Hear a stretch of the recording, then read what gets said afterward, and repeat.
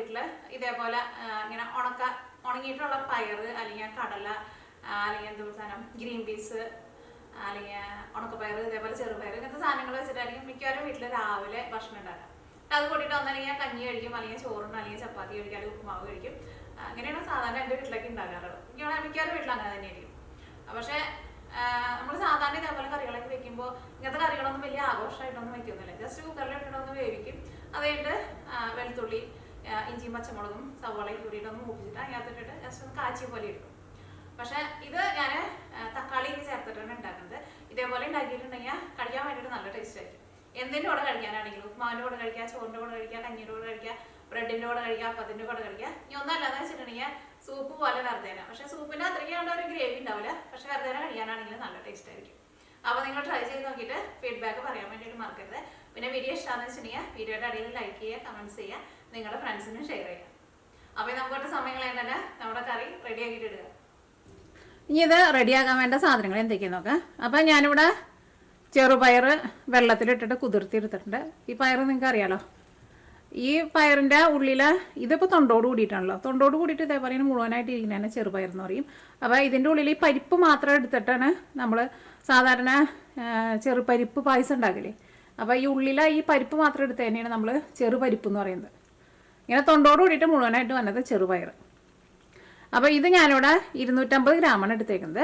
അപ്പോൾ ഇത് ഞാൻ ഇന്നലെ രാത്രി വെള്ളത്തിൽ കുതിർത്താൻ വേണ്ടിയിട്ട് വെച്ചു. അല്ലെങ്കിൽ ഒരു 4-5 മണിക്കൂർ വെള്ളത്തിൽ കുതിർത്താൻ വേണ്ടിയിട്ട് വയ്ക്കുക. അപ്പോൾ സാധാരണ നമ്മൾ പയറൊക്കെ കുതിർത്തണ പോലെ.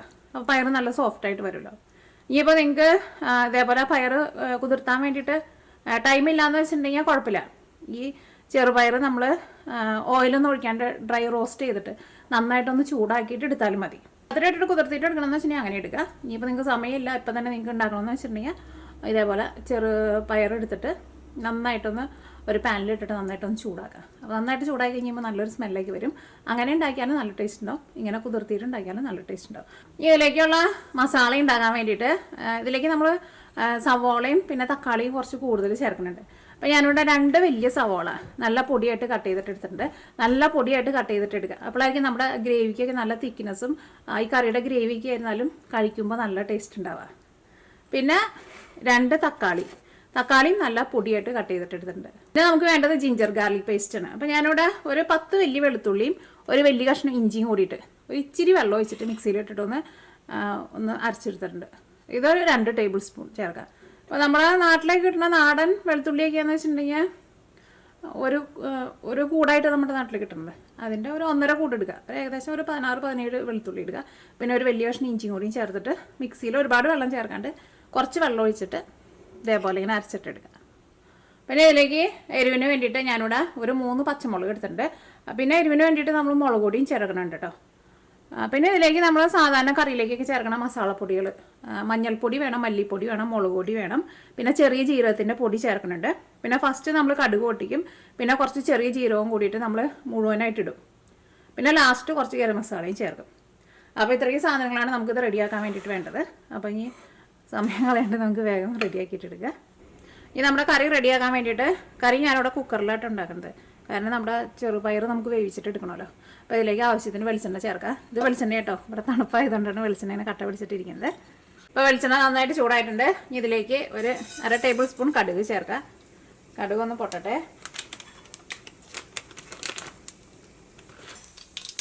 അപ്പോൾ കടുക് പൊട്ടിയിട്ടുണ്ട്. ഇതിലേക്ക് 1/2 ടേബിൾ സ്പൂൺ ചെറിയ ജീരകമാണ് ചേർക്കുന്നത്. തീ നന്നായിട്ട് കുറച്ച് വയ്ക്കുക. ഈ ജീരകം പെട്ടെന്ന് കരിയും. ജീരകം ഇട്ട വഴിക്കന്നെ ഇതിലേക്ക് നിങ്ങൾ സവോള ചേർക്കുക. പെട്ടെന്നാണ് സവോള ചേർക്കുക. അപ്പോൾ നമ്മുടെ ജീരകം കരിഞ്ഞു പോവില്ല. ചെറുതായിട്ടൊന്ന് നന്നായിട്ട് മുരിഞ്ഞാലും കുഴപ്പമൊന്നുമില്ല കേട്ടോ. ആ ജീരകം കൂടിയാണ് ചേർത്ത് കഴിഞ്ഞപ്പോൾ നല്ല മണം വരുന്നുണ്ട്. ഇനി ഇതിലേക്ക് പച്ചമുളക് ചേർക്കുക. പച്ചമുളക് നിങ്ങൾ എരിവിനനുസരിച്ചിട്ട് ചേർത്തോട്ടോ. അപ്പോൾ ഞാനിവിടെ ഇതേപോലത്തെ 3 പച്ചമുളകാണ് ചേർക്കുന്നത്. ഞാൻ 2ആയിട്ട് കീറിയിടും. സവോളയുടെ ഉള്ളിൽ ആ വെള്ളമൊക്കെ ഒന്ന് പോയി കഴിയുമ്പോൾ നമുക്ക് ഇതിലേക്ക് ജിഞ്ചർ ഗാർലിക് പേസ്റ്റ് ചേർക്കാം. അപ്പോൾ ഇതേപോലെ ഒന്ന് ഇളക്കി കൊടുക്കാം. ഇതിലേക്ക് ഞാനിവിടെ ഒരു ബേ ലീഫും കൂടിയിട്ട് ചേർക്കുന്നുണ്ട് കേട്ടോ. അപ്പോൾ നിങ്ങളുടെ അടുത്ത് ഉണ്ടെന്ന് വെച്ചിട്ടുണ്ടെങ്കിൽ ഈ ബേ ലീഫും കൂടിയിട്ട് ചേർക്കാം. അപ്പോൾ നമ്മുടെ കറിക്ക് നല്ലൊരു സ്മെല്ലുണ്ടാവും.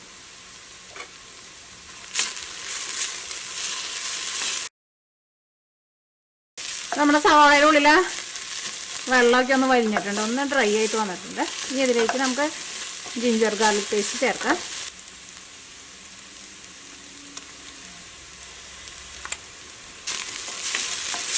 ഇനി ഈ ജിഞ്ചർ ഗാർലിക് പേസ്റ്റിൻ്റെ ആ പച്ച ടേസ്റ്റൊക്കെ ഒന്ന് മാറണം. അപ്പോൾ നിങ്ങൾ സവോള കട്ട് ചെയ്യുമ്പോൾ ഇതേപോലെ നല്ല പൊടിയായിട്ട് കട്ട് ചെയ്തിട്ട് എടുക്കുക. അപ്പോഴായിരിക്കും നമ്മുടെ കറിയുടെ ഗ്രേവിക്കൊക്കെ ആയിരുന്നാലും നല്ല തിക്നെസ് ഉണ്ടാവും. അപ്പോൾ നിങ്ങളടുത്ത് ചോപ്പർ ഉണ്ടെന്ന് വെച്ചിട്ടുണ്ടെങ്കിൽ ചോപ്പറിൽ കട്ട് ചെയ്താൽ മതി. ഞാൻ ചോപ്പർ വാങ്ങിച്ചിട്ടില്ല കേട്ടോ, ഒരെണ്ണം ഒന്ന് വാങ്ങിച്ച് നോക്കണമെന്നുണ്ട്. അപ്പോൾ നമ്മുടെ ജിഞ്ചർ ഗാർലിക് പേസ്റ്റിൻ്റെ ആ പച്ച ടേസ്റ്റൊക്കെ പോയിട്ടുണ്ട്. സവോളയ്ക്ക് നന്നായിട്ട് വളർന്ന് വന്നിട്ടുണ്ട്, സവോളയ്ക്ക് നല്ല സോഫ്റ്റായിട്ട് വന്നിട്ടുണ്ട്. ഇനി ഇതിലേക്ക് നമുക്ക് മസാലപ്പൊടികളൊക്കെ ചേർക്കാം. ഫസ്റ്റ് മഞ്ഞൾപ്പൊടി ചേർക്കാം. തീ പതുക്കൊന്ന് കുറച്ച് വെക്കട്ടെ. മഞ്ഞൾപ്പൊടി ഞാൻ ഇതിലേക്ക് 3/4 ടേബിൾ സ്പൂണാണ് ചേർക്കുന്നത്. ഈ മഞ്ഞൾപ്പൊടി ഇതിനകത്ത് കിടന്നിട്ട് നന്നായിട്ട് മുരിയട്ടെ. അതാണ് ആ മഞ്ഞൾപ്പൊടി ഇതിനകത്ത് കിടന്നിട്ട് നന്നായിട്ട് മുരിഞ്ഞിട്ടുണ്ട്. ഇനി ഇതിലേക്ക് നമുക്ക് മല്ലിപ്പൊടി ചേർക്കാം. മല്ലിപ്പൊടി ഞാൻ ഇതേപോലെ ഇങ്ങനെ ടേബിൾ സ്പൂണിൽ നിറച്ചെടുക്കുന്നുണ്ട്. 2 ടേബിൾ സ്പൂൺ ചേർക്കാം. ഇനി മല്ലിപ്പൊടി ഇതിനകത്ത് കിടന്നിട്ട് നന്നായിട്ട് മുരിയട്ടെ. മല്ലിപ്പൊടി നന്നായിട്ട് മുരിയണം, അല്ലെങ്കിൽ ആ മല്ലിയുടെ ഒരു പച്ച ടേസ്റ്റ് വരും കേട്ടോ. മല്ലിപ്പൊടി മുരിഞ്ഞ് വരാൻ വേണ്ടിയിട്ട് ഇച്ചിരി സമയം എടുക്കും. കാരണം മല്ലിപ്പൊടിയും ഇതിനകത്ത് കിടന്നിട്ട് നന്നായിട്ട് മുരിഞ്ഞിട്ടുണ്ട്. ഇതിലേക്ക് നമുക്ക് മുളക് പൊടി ചേർക്കാം. മുളക് പൊടി ഞാനിതിലേക്ക് ഇതേപോലെ ഇങ്ങനെ ടേബിൾ സ്പൂണിൽ നിറച്ച് 1 ടേബിൾ സ്പൂണാണ് ചേർക്കുന്നത്. അപ്പോൾ നിങ്ങൾക്ക് എരിവ് കൂടുതൽ വേണമെന്ന് വെച്ചിട്ടുണ്ടെങ്കിൽ നിങ്ങൾ അതനുസരിച്ചിട്ട് കൂടുതൽ മുളക് പൊടി ചേർക്കാം.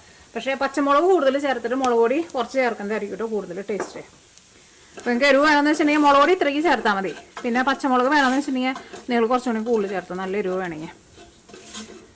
ഈ മുളക് പൊടി ഇതിനകത്ത് കിടന്നിട്ട് നന്നായിട്ട് പൊടിയട്ടെ.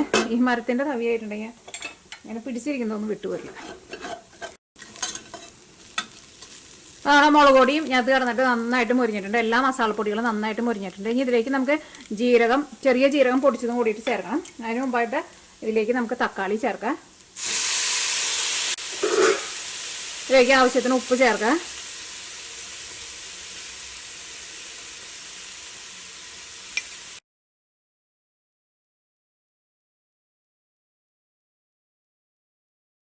ഇവിടെ ചെറിയ ജീരകം പൊടിച്ചത് ഇത്രയ്ക്കാണ് ചേർക്കുന്നത്.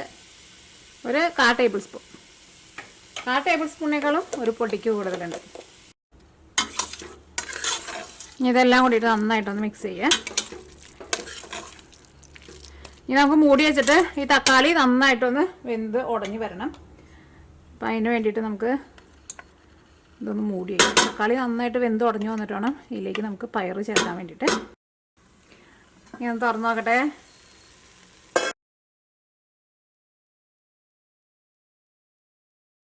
ഇപ്പം തക്കാളി വെന്ത് ഉടഞ്ഞ് നല്ല പേസ്റ്റ് പോലെ ആയിട്ടുണ്ട്. ഇതേപോലെ ഇങ്ങനെ വരണം കേട്ടോ തക്കാളി. ഇനി ഇതിലേക്ക് നമ്മൾ കുതിർത്തി വെച്ചേക്കണ ചെറുപയറുണ്ടല്ലോ, ചെറുപയർ ചേർക്കാം.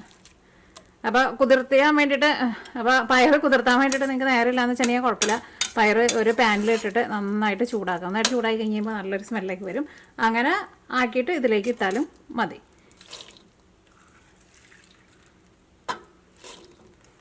ഈ മസാലയിൽ കിടന്നിട്ട് ഈ പയർ അങ്ങോട്ട് വെന്ത് വന്നു കഴിയുമ്പോൾ നല്ല ടേസ്റ്റ് ആയിരിക്കും. നമ്മുടെ കറിയുടെ ഗ്രേവിക്ക് ആയിരുന്നാലും നല്ല ടേസ്റ്റ് ആയിരിക്കും.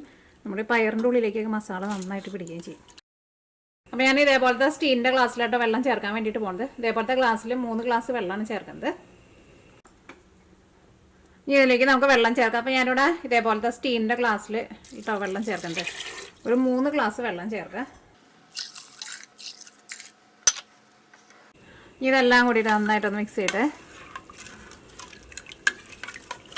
ഇനി നമുക്ക് ഇതിലേക്ക് ഗരം മസാല ചേർക്കണം. അത് ഗരം മസാലയുടെ ടേസ്റ്റ് വേണമെന്ന് വെച്ചിട്ടുണ്ടെങ്കിൽ ഗരം മസാല ചേർക്കാം. നമുക്കിപ്പോൾ ചേർക്കണ്ട.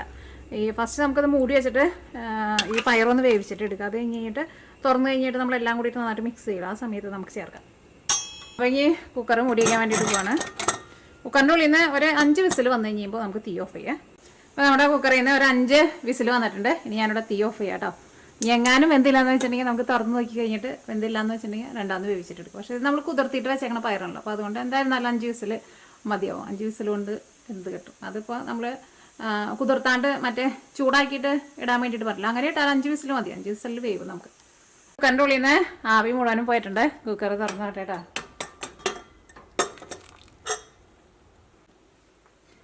നോക്കട്ടെ അവിടെ പയർ വെന്തിട്ടുണ്ടോയെന്ന്. പയറൊക്കെ നന്നായിട്ട് വെന്തിട്ടുണ്ട്. ഒരുപാട് വെന്ത് അങ്ങോട്ട് കുഴഞ്ഞു പോയിട്ടില്ല. കറിയുടെ ഗ്രേവിയൊക്കെ ആയിരുന്നാലും നല്ല കറക്റ്റ് പാകമായിട്ടുണ്ട്. നമുക്ക് ചപ്പാത്തി കൂട്ടിയിട്ട് കഴിക്കാൻ വേണ്ടിയിട്ട് പറ്റിയേക്കണ ഒരുപാട് ചാറിലല്ല. അതേപോലെയാണ് നമ്മുടെ കറി ഇരിക്കുന്നത്. ഇനി കറിയുടെ ടേസ്റ്റ് നോട്ടെ.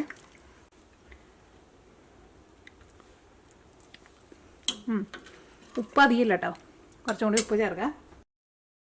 ഇനി നമ്മുടെ ടേസ്റ്റ് അനുസരിച്ചിട്ട് ഇതിലേക്ക് കുറച്ച് ഗരം മസാലയും ചേർക്കുക. നമ്മൾ സാധാരണ ചിക്കൻ കറിയിലൊക്കെ ചേർക്കണ ഗരം മസാല ഉണ്ടല്ലോ, അതാണ് ചേർത്തേക്കുന്നത്. അത് നിങ്ങൾ ഫസ്റ്റ് കുറച്ച് ചേർക്കാം കേട്ടോ. എല്ലാം കൂടിയിട്ട് മിക്സ് ചെയ്ത് കഴിഞ്ഞിട്ട് പിന്നെ നിങ്ങൾക്ക് ടേസ്റ്റ് വേണമെന്ന് വെച്ചിട്ടുണ്ടെങ്കിൽ നിങ്ങൾ അതനുസരിച്ചിട്ട് ചേർത്ത് കൊടുക്കുക.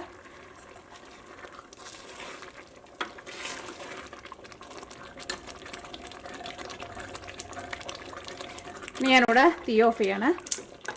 ഈ കറിയിലേക്ക് ഞാനിവിടെ കുറച്ച് മല്ലിയിലയും കൂടിയിട്ട് ചേർക്കുന്നുണ്ട്.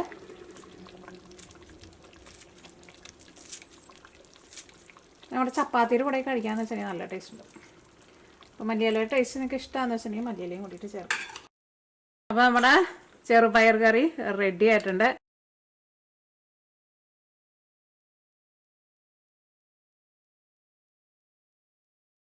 അപ്പോൾ നമ്മുടെ ചെറുപയർ കറി റെഡി ആയിട്ടുണ്ട്. നിങ്ങളെല്ലാവരും ട്രൈ ചെയ്ത് നോക്കുക. ട്രൈ ചെയ്ത് നോക്കിയിട്ട് ഫീഡ്ബാക്ക് പറയാനും മറക്കരുത്. അപ്പോൾ ഈ നമുക്ക് നാളെ വേറൊരു പുതിയ റെസിപ്പി ആയിട്ട് വരാം.